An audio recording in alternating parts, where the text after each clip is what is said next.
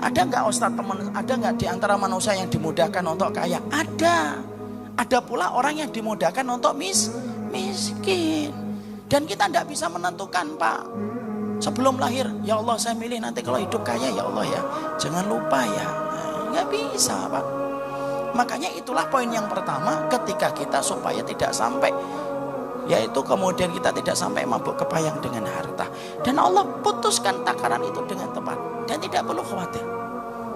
Ustadz, emang ada sahabat, ada orang yang gagal miskin? Ada orang yang gagal kaya. Dan itu takarannya kembali sama Allah. Contohnya Ustadz, sahabat yang gagal miskin. Ada, Pak, namanya siapa? Abdurrahman bin Auf. Bapak tahu Abdurrahman bin Auf ketika meninggal dunia? Buka di dalam sirah itu. Imam Ibnu Katsir itu menceritakan tentang Abdurrahman bin Auf. Ketika beliau itu meninggal dunia, istrinya itu satu wanita, satu istrinya itu mendapatkan 100.000 dinar. Nah, tidak usah buka kalkulator, Pak. Kalkulator Bapak tidak nampung itu nolnya. Itu satu, Pak. Istrinya berapa? Emang kayak Bapak satu, 4 istrinya.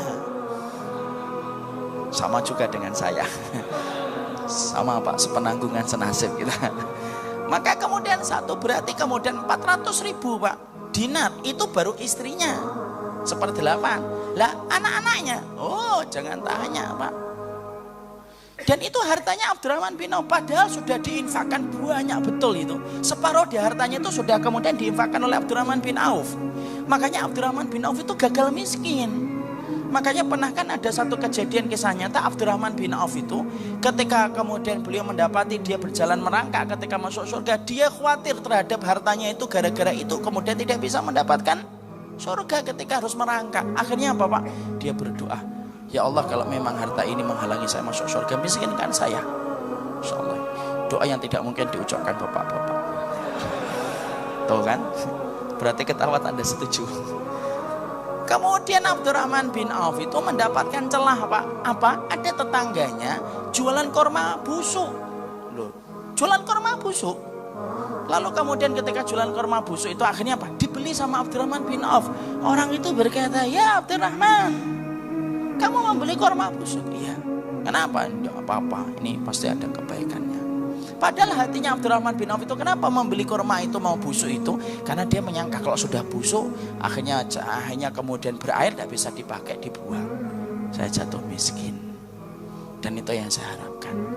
Loh sudah, Pak, diborong itu dengan semua hartanya kurma busuk itu. Loh baru menikmati prosesnya. Insya Allah sebentar lagi saya akan miskin.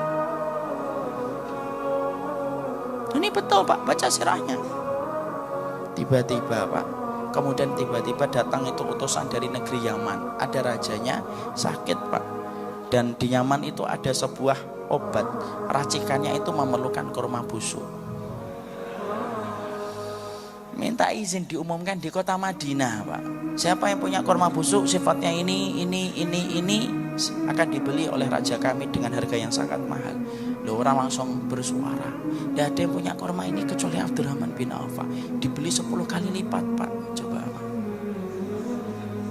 Gagal miskin, Pak. Sudah beli kurma busuk. Bapak beli apel seger jadinya busuk. Ini kemudian kurma busuk, Pak.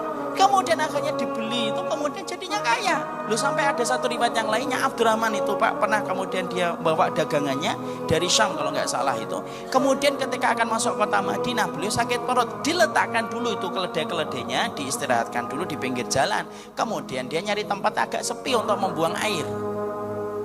Oh, sahabat kan ngerti, Pak, bagaimana tata cara ketika membuang air. Kalau sekarang kan nggak nempel di tembok, ya kan? Kaki yang kanan diangkat. Itu kalau Abdurrahman bin Auf menjauh, Pak. Ketika menjauh, maka kemudian ada orang lewat akan memasuki kota Madinah, Pak. Dan ketika akan memasuki kota Madinah, loh, ini dia paham, ini kuda-kudanya Abdurrahman bin Auf. Kok bisa, Ustaz, ya kayak Bapak ngenali mobil ini miliknya fulan itu sama kayak gitu. Dia tahu ini miliknya Abdurrahman bin Auf. Loh, di situ ada barang, Pak. Lah barang itu ternyata dia butuhkan. Dia teriak-teriak, "Hei Abdurrahman bin Auf, uridu syira'u hadhil bisalah atau hadhil bid'ah. Saya ingin membeli barang ini. Berapa harganya?" Abdurrahman bin Auf, Pak, lagi buang air besar, buang air dia. Dan tahu Pak, sahabat itu kalau buang air itu tidak boleh bicara. Makanya Bapak kalau ke WC jangan bawa handphone, WA online gitu.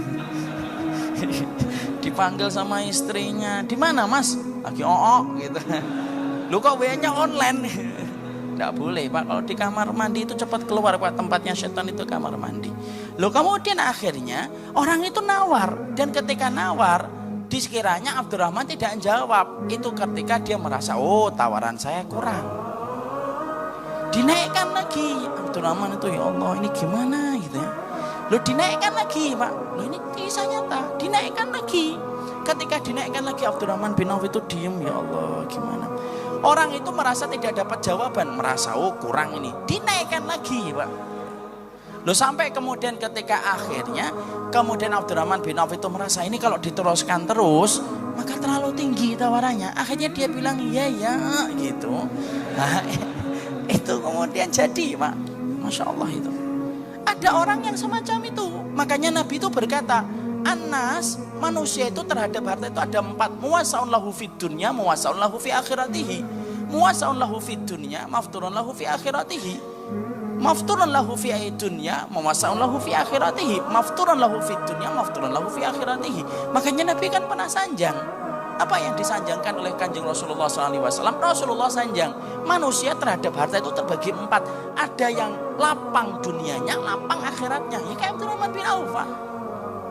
Ada yang lapang dunianya, sempit akhiratnya Pak. Nah itu yang kita jumpai tadi, bermaksiat tapi hartanya banyak.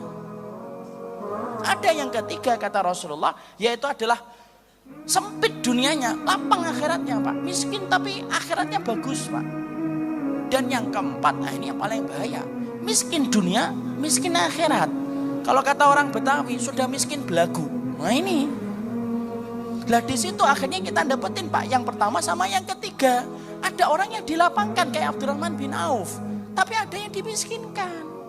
Dan ketika dimiskinkan pun memiliki hikmah. Kalau kita memahami hikmah itu Allah berikan. Dan Allah tidak pernah dolimin kita Pak. Ada orang jualan nggak laku-laku, pasang iklan nggak laku-laku, jualan batu sauda expired, ya kan? Jualan madu pecah botolnya, gitu kan? Ada nggak teman kita yang kayak gitu? Ada Pak. Solih nggak dia? Solih. Sholatnya selalu tepat waktu. Tapi kalau giliran dagang, selalu aja dagangannya itu tidak pernah laku. Dan ada yang kayak gitu. Ada yang disempitkan, ada yang dilapang.